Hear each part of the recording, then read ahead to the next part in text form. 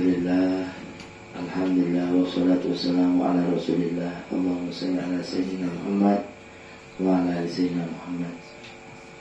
Alhamdulillah, pada malam hari ini Allah subhanahu wa ta'ala memilih kita duduk di taman-taman surga.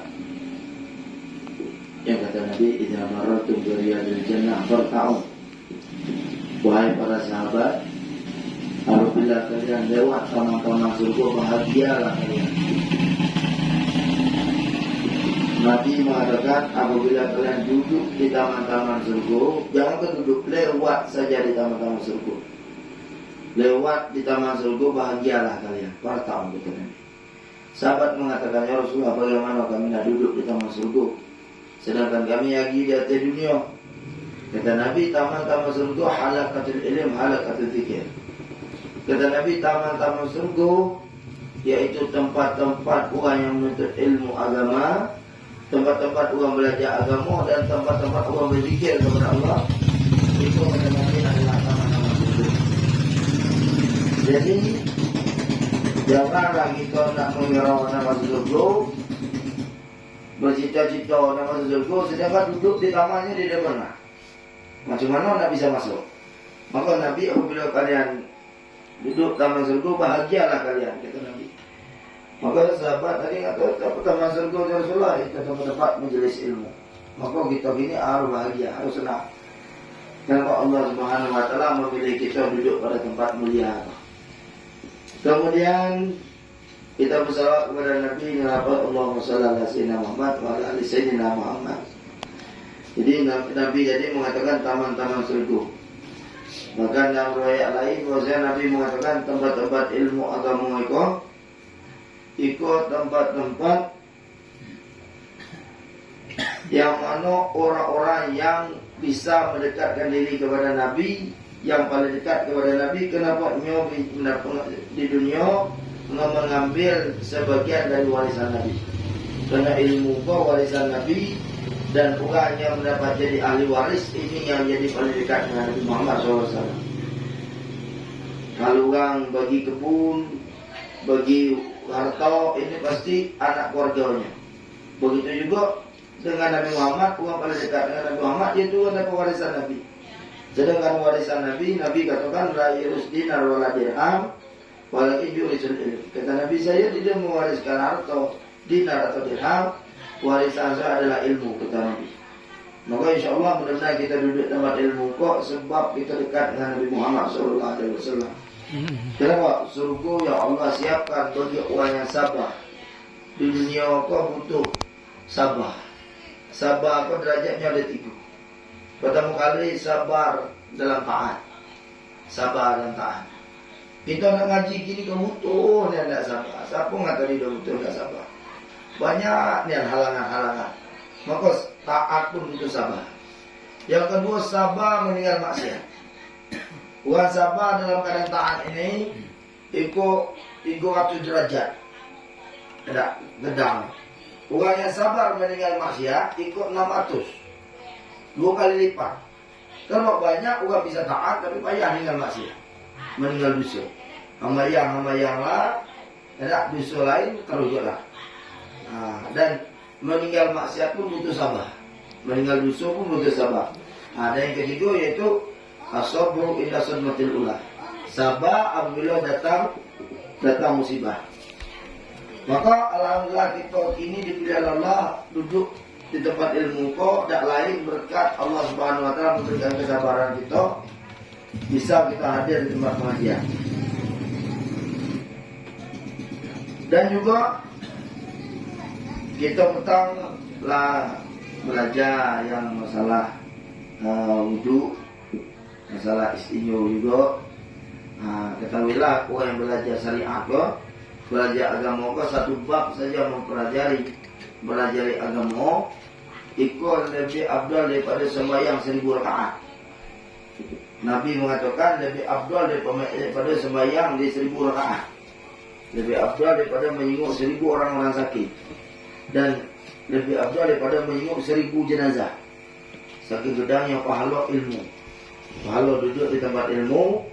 Sampai Nabi mengatakan bahwasanya sayati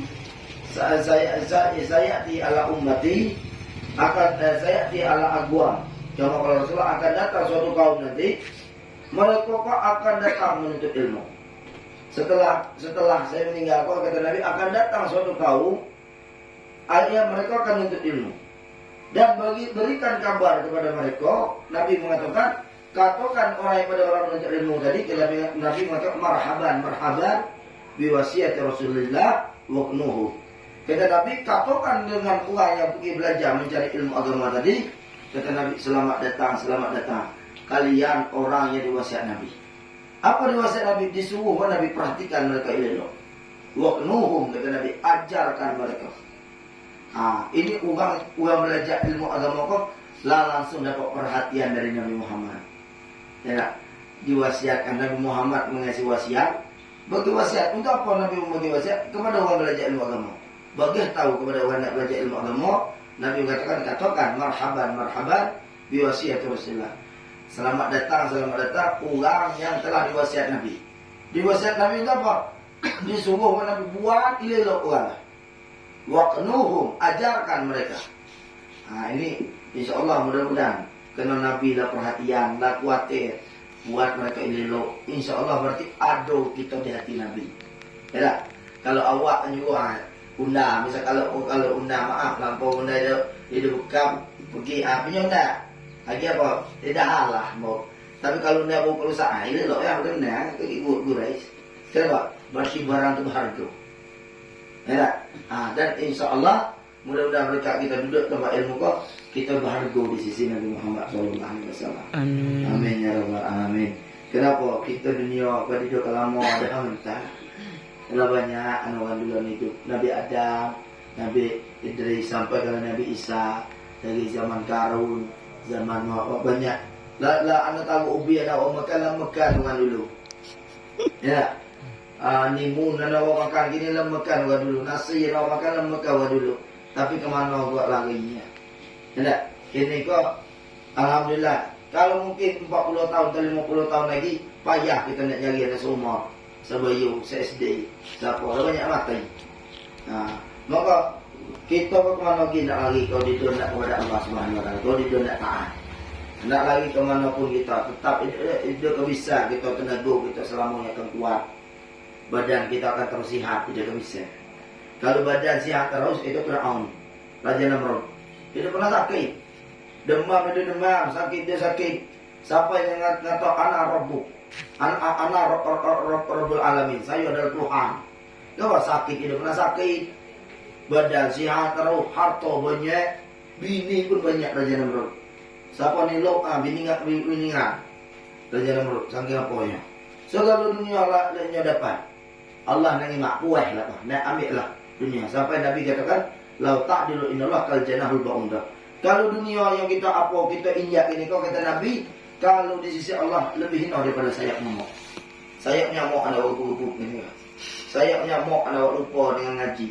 Sayap nyamuk anda wak pertahankan, anda wak tertipu begini kau. Kata Nabi, kalau di sisi Allah dunia apa? Ya, ta'dilu kal janahul ba'unda, lebih hina daripada sayap nyamuk.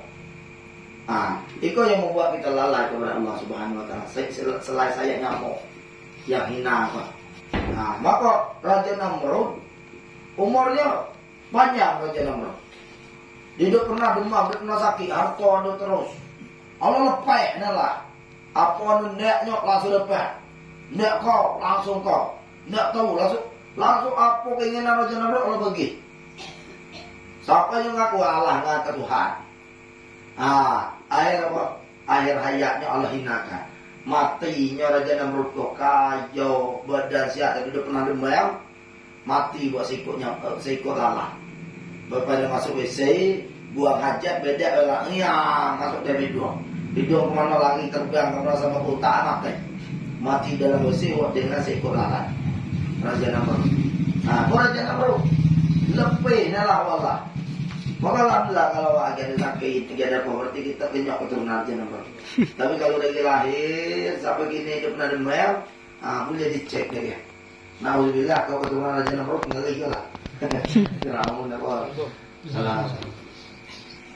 Maka alhamdulillah kita datang ke tempat kau, mudah-mudahan kita yang hadir kau dari sebab diampun oleh Allah Subhanahu wa taala dosa-dosa kita. Hajat-hajat kita dikabul oleh Allah Subhanahu wa taala. Tidak yang payah rezeki, mudah rezeki, anak bini jadi anak yang soleh dan solehah.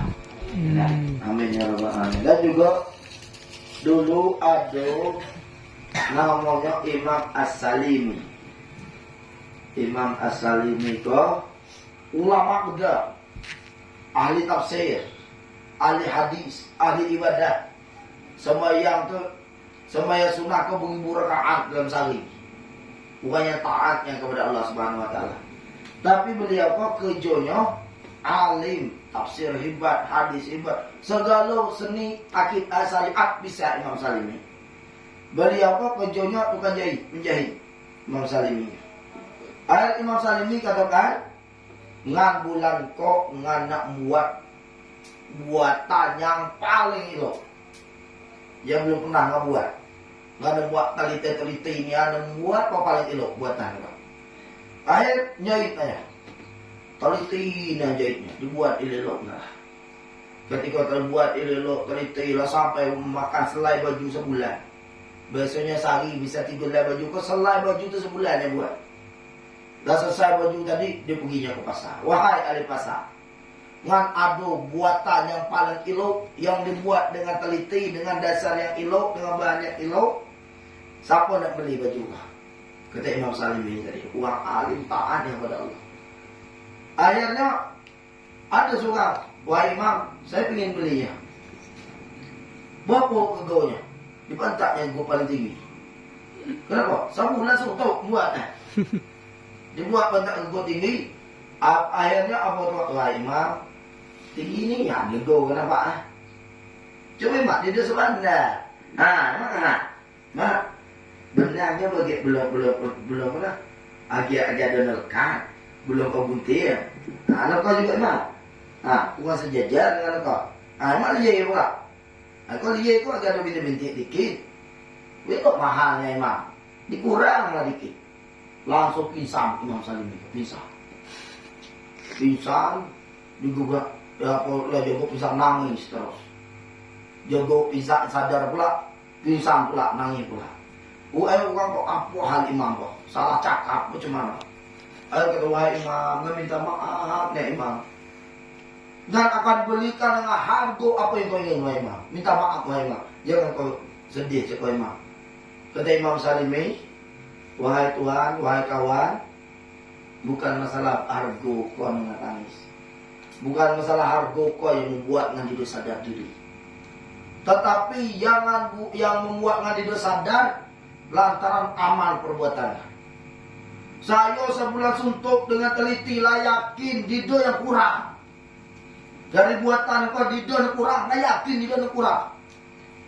Tetapi pada disodorkan kepada engkau baru satu orang yang mengoreksi perbuatan saya, kerja saya kok banyak orang, belum kau 2 orang, 3 orang. Engkau baru di depan manusia. Pakaian, pakaian di depan manusia banyak orang. Jangan pisah kau bagaimana ibadahkan kepada Allah Subhanahu wa taala. Nomor rasul ibadah la terima, ibadah la ilau. Ini perbuatan baju makhluk yang memeriksa pekerjaannya banyaknya kurangnya. Yang mau pisah kau kalau nggak di hadapan Allah Subhanahu wa taala. Makhluk yang memeriksa pekerjaannya banyak salah. Bagaimana Allah Subhanahu wa taala?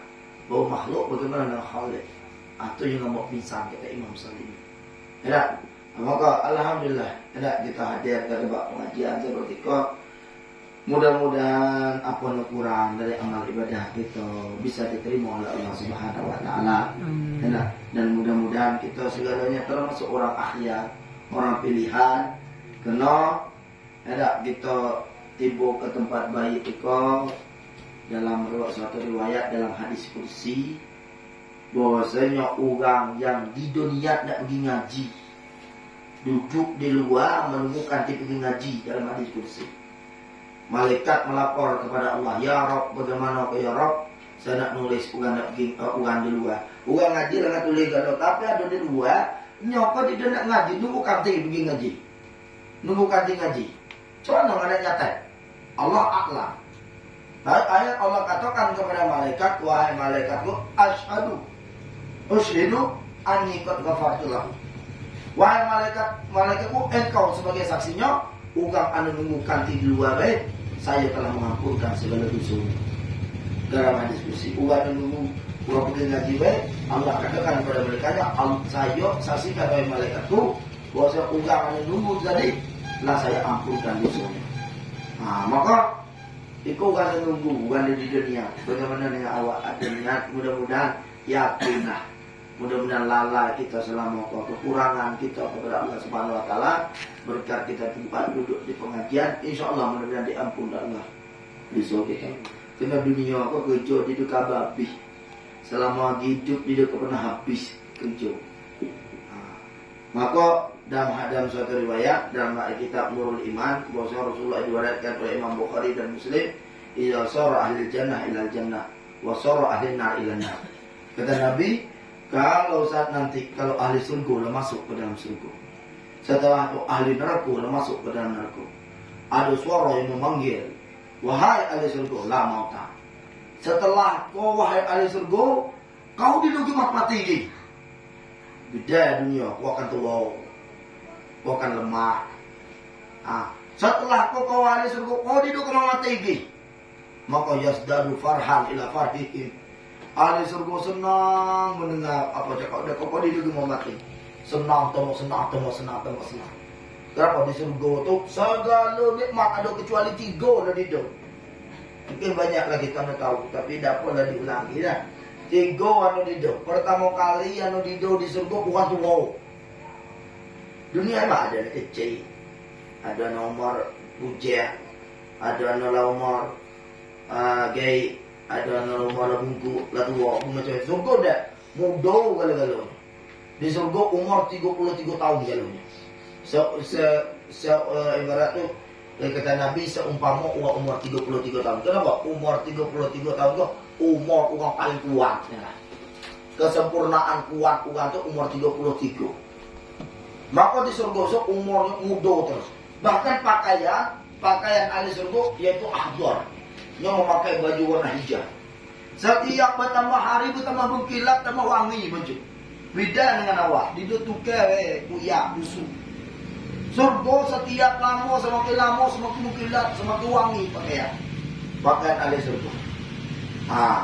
Maka dikatakan wahai ahli surga, setelah kau diduga mati-mati senang ya geramnya. Kenapa? Kalau nikmat ada di surga kan ada 3 lah di situ. Pertama kali waktu ada di surga. Galau muda. Yang kedua ada di surga WC umum. WC di situ. WC umum di surga. Kenapa? Di surga di dia nak keluar tai, keluar kencing. Makan banyak lagi nak bigat sakit perut. Apalagi mereka awak ambil batu putih hitam. Topung ni pun yang malam hidup topung ni yang malam hidup di surga. Surga di keluar tai. Setiap orang makan banyak hidup ke buncit, hidup ke kedua. Anu di surga setiap makan banyak wangi, tambah wangi. Keluar keringatnya gu. Maka orang yang paling gum di surga, anu orang paling kuat makan. Siapa yang paling kuat makan di surga, orang yang banyak lapar di dunia. Kita Nabi orang banyak lapar di dunia, ikan yang paling banyak makan di surga. Nganggung mungkin di surga. Kalau masuk surga mungkin dikit kita makan. Soalnya habis dunia. Makan di surga 5 cinta. Kalau kan dikit makan di surga itu banyak kenyang. Yang dikit makan dunia kenyang di surga. Maka orang bangga kadang kalau dulu bangga. Ya bangganya dengan kekurangannya, dengan hidup pemakanan yang enak di dalam surga. Kenapa? Allah menyiapkan makanan paling lezat di surga. Selanjutnya yang hidup di surga tadi yaitu orang tua, WC umum, yang ketiga api yang hidup di surga. Kenapa surga hidup butuh api? Ya kau nak wendak nak semasa. Terlagiat nak migureng aduh, tapi dia pakai api rasa. Apapun ada la ainun ra'at, tidak bisa mata melihat. Apa nak ngaget, apa nak nampak orang dak tahu langsung timbul. Wala uzunun sami'at, ana awak dengar nikmat itu belum kaya. Maka ada Nabi Muhammad mensifatkan tentang surga, sahabat Nabi langsung juga. Mati langsung. Kata Rasulullah, tahu tak ini apa kenapa? Setelah rindu dengan surga mati langsung mendadak. Sebab bau maka Nabi Muhammad dendak mensifati surga. Bau dikitnya Nabi Muhammad mensifati tentang surga, anak awak dengar belum kainya. Bau dikitnya Nabi Muhammad mensifati tentang indah surga, sahabat Nabi langsung juga langsung mati. Tidak kuat. Wala uzunun sami'at, telinga dan ingat tidak kuat. Bau dikit Nabi Muhammad membuka tentang indah surga, lah mati mendadak sahabat. Juga. Kata sahabat, ya Rasulullah, kenapa kau mati juga? Dilugin dapat Rasulullah. Ikut lantaran kita sifat dikit tentang surga, telinga ada kuat mendengar tentang cuman nikmatnya Allah siapkan di surga. Dia tolak telinga. Maka Nabi Muhammad dia bersifat gara-gara wala uzunun sami'at wala khatar fi qalbil bashar. Apa yang ada di hati awak, anak fikir sudah cukup. Jauh lebih. Jauh daripada yang kita pikirkan pemikiran kita. Yang ada di hati awak jauh lebih indah pada itu. Itu Allah. Maka yang ketiga, diduk api di surga dijebak api. Ada api di neraka. Maka banyak sebagian ulama dulu ada orang taat yang orang alim lah. Maka hobi kebiasaannya wajib setelah makan merukau. Wajib selesai sudah makan merukau. Kalau tidak merukau tu kas hilang ilmunya. Akhirnya kok sangkut candunya merukau. Pada suatu malam mimpi masuk surga. Pamimpi masuk surga, imam dengan bidadari. Tanya, betul mana bidadari? Nabi ingat tahu orang masuk surga kok untuk jadikan Allah siapkan 70 bidadari. 70 dalam sehari itu mampu dikusir kalau. Memang nafsu asli di surga. Iloknya lah, segala nafsu yang aslinya di surga. Tengok dunia. Ke dunia malah pernah nanya di daerah Tebo tengah tanya tukang bawa mobil apa ada bininya 5. Nggak tanya apa 5 bininya lah. Nggak tanya apa kasau bininya. Nggak tanya aja tahu lah. Terus bini pertama, bini yang kedua apa kasau bini kedua lah kuat. Belum begitu lagi anak ketiga. Lah 3 orang bini, begitu lagi ada keempat. Bini kagak tahu apa. Jandau di belakang. Tapi katanya lali mau di doko puai dunia. Kalau di surga memang puai adalah. Kenapa? Dunia kok semakin banyak mata ngimak semakin buku. Itu dunia. Semakin lama dengannya semakin buku. Beda dengan surga. Setiap 1 detik semakin lama kita ngimak semakin hilau. Bahkan tutup mata sedetik, rumah bukan apa kalau bukan dia apa elok dia. Setiap bertambah detik, bertambah menit, tambah elok. Memang nikmat dalam dunia orang juga lah. Wajar lebih 2-3 kenapa? Semakin lama tambah buguk, tambah lama ngimak tambah muak. Kau maaf, itu dunia. Beda dengan surga. Surga tambah banyak ngimak, tambah elok, tambah terkejut awak. Nikmatnya asli memang di surga. Maka rugi sia-sia orang ambil nikmat dunia ada sebentar. Paling dia dapat nikmat ada 40-50 tahun lah. Kalau 60 tahun dia rugi awak nikmat anak ucau lah nak habis. Awak letak ilmu dia anak ucau nak habis. Anak uzbillah lawak lah kaya pekainya untuk didik. Berdudang pula hisap tanya awak. Kebun ada 20 hektar belum sawit. Ditanya malaikat. Hidup kau bisa kaki kau melangkah dari kiamat sebelum tanya. Apa nama harta apa kau guna? Kalau kau bawa anak keturunan awak ini didik la ilaha illallah cuma nong lah. Maka di padang mahsyar ada orang ini dapat tempat. Siapa ni dia dapat tempat? Tempat ni kok 1000 orang bawahnya. 1000 orang bawah baru dapat nyawa selai kaki daripada mahsyar. Datang pula 1000 pula. Tu nutungnya teh. Itu satu beratnya. Daripada masa ada sebagian riwayat kata 70.000 tahun penungguan. Nungguannya daripada masa 70.000 tahun. Lama perjalanan. Maka dunia kan hamternya. Antara bagian kata antara azan dan kamar. Lahir di azan, mati di azan pula. Antara azan kamar. Ya, di azan telinga kanan, kamar telinga kiri. Kalau mati lah azan pula, kamar pula. Ada antara azan dan kamar. Nah, itu. Ada hamteannya. Nah, maka rugi kalau kita lalai kepada Allah Subhanahu wa taala. Itu nikmat yang asli ya Allah siapkan. Untuk kita. Maka begitu juga Allah katakannya ahli nar la mauta. Setelah masuk uang dalam neraka, penghuni. Kena hadis Nabi kata, la masuk uang dalam neraka iza soro ahli nar ila nar. Kata Nabi, apabila orang yang di neraka masuk ke dalam neraka, dia kata nada munadin, penghuni neraka didogi mati setelah kau. Duduk sedih, tambah sedih.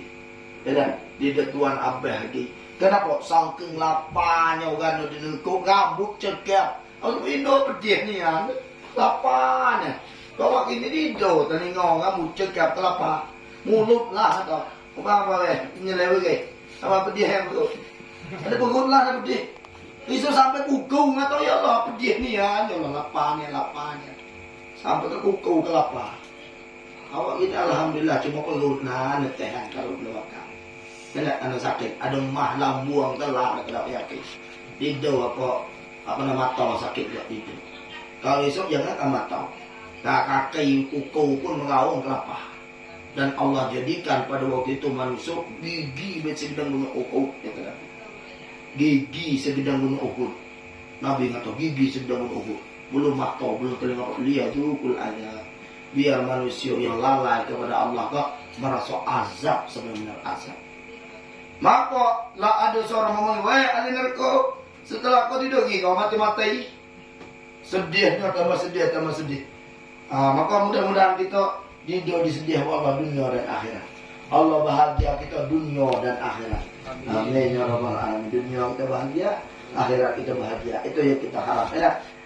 Di dunia apa juga harta tinggal, ilmu tinggal, pangkat tinggal, jabatan tinggal, rumah tinggal. Kalau tinggal datang ke dunia tidak buat apa-apa, pergi dari dunia tidak boleh buat apa-apa. Timbul dunia telanjang, ya tak? Pergi menghadap Allah lah, ada perkara dikit, ya tak? Tidak boleh buat apa-apa. Jangankan mau cincin mai, sarung tangan, tidak boleh bau. Maka Nabi mengatakan yang mengikuti mai 3. Pertama kali harta, Nabi mengatakan mau mai salah harta. Malu, ahlu wa amalu. Yang mengikuti mai 3, harta, anak, dan amal. Yang isnan yang kembali 2, harta kembali. Cuma mak, mungkin awak ketika mati undian lagi kredit.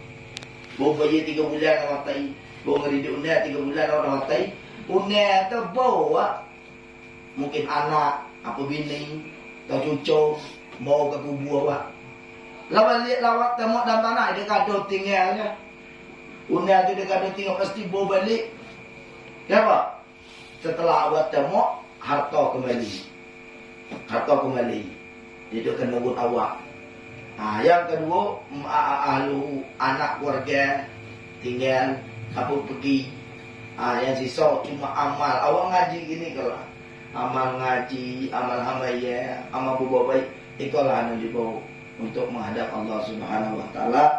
Ya, mudah-mudahan kita kok menghadap Allah dalam keadaan ya ayyuhan nafsul mutmainnah irji ila rabbika radiyatan mardiyah faduli fi ibadi wa dukhuli jannati. Hendak dan menghadap Allah dalam hati yang ridho. Hati yang hati yang mardiyah, ya. Itu harapan kita dan juga ya, dan syarat kita kalau nak masuk surga. Jadi ia salah satu hati yang nak dibayarnya.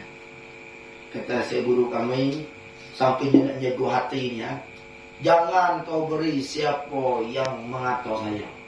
Yang bagi tahu siapa yang mengaturnya, siapa yang menghina, siapa yang membenci, siapa yang hidup senang. Yang bagi tahu.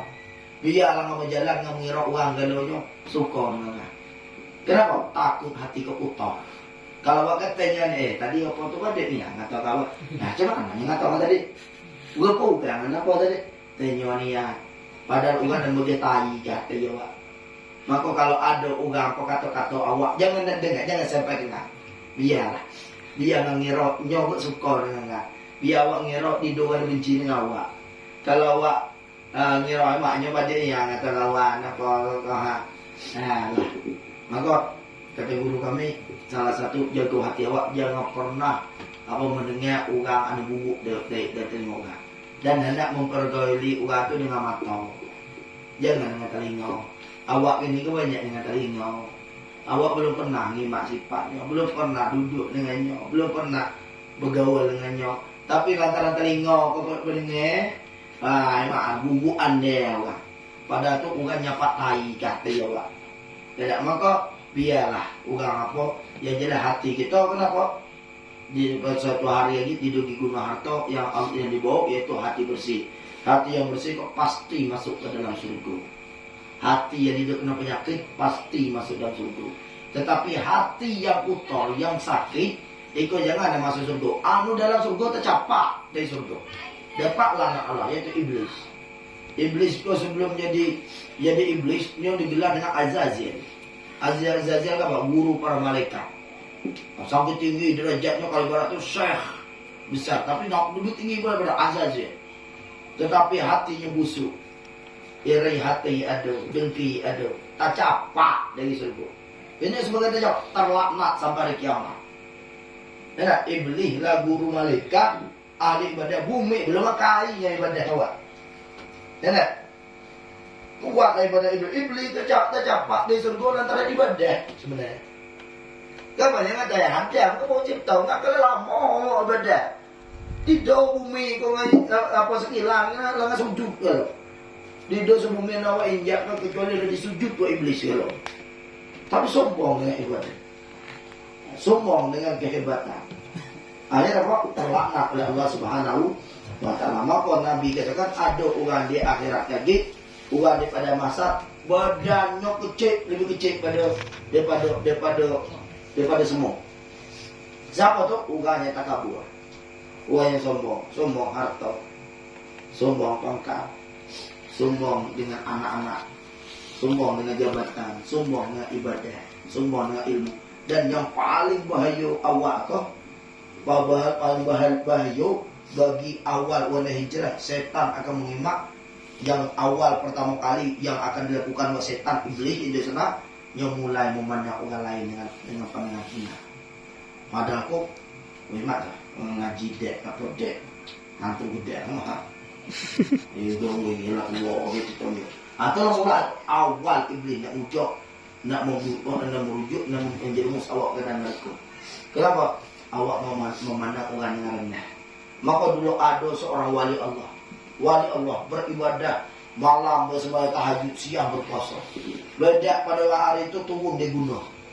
Dia datang gunung beribadah, malam beribadah, siang berpuasa. Dia pernah tinggal. Pada waktu itu turun ke gunung, nampak seorang preman. Nama preman, kadang assalamualaikum, mau preman kami jadi cayo. Awak ustaz mengijeng-ijeng. Assalamualaikum. Nah, waktu itu preman kau ucap salam. Assalamualaikum, tapi kok ustaz kiai gedang kan dia beribadah 1000 tahun bertahun-tahun sama malam berpuasa malam apa sembahyang apa siang berpuasa beda yang menyewa salam preman gedang pendengar rendah Waalaikumsalam. Dalam artinya preman kena ngijik nyana. Dalam artinya akhirnya apa?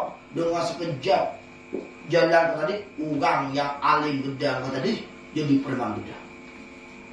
Orang anak preman gedang yang belum taat pada Allah jadi wali Allah Subhanahu wa Ta'ala. Mudah niat Allah nak mengubah keadaan kita lah. Orang ahli ibadah dah ada ubah jadi ahli masa dalam sekejap mata bisa. Maka dulu ada Syekh Abdul Qadir Jalani mak bersih hati Syekh Abdul Qadir. Bersihnya hatinya. Macam mana? Seorang pemabuk minum.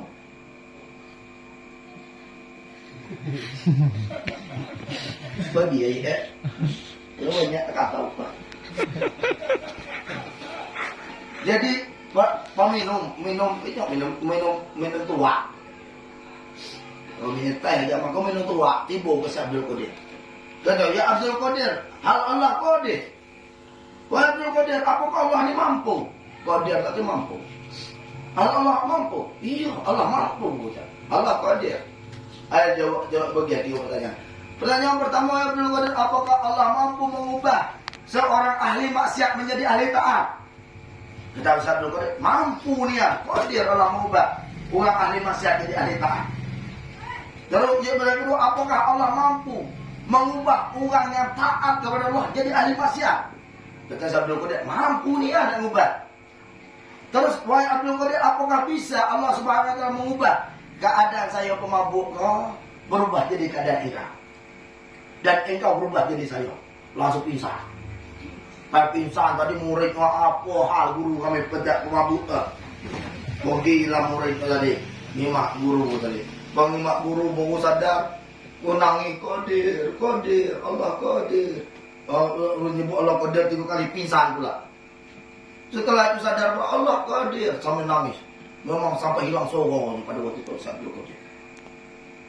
Akhir waktu itulah agak tenang dikit. Tanya awak muridnya, wahai guru, kenapa engkau guru sampai pingsan mendengar cakap pemabuk? Apa nak kata dengan engkau? Tengok, ikut cakap pemabuk lagi di dunia.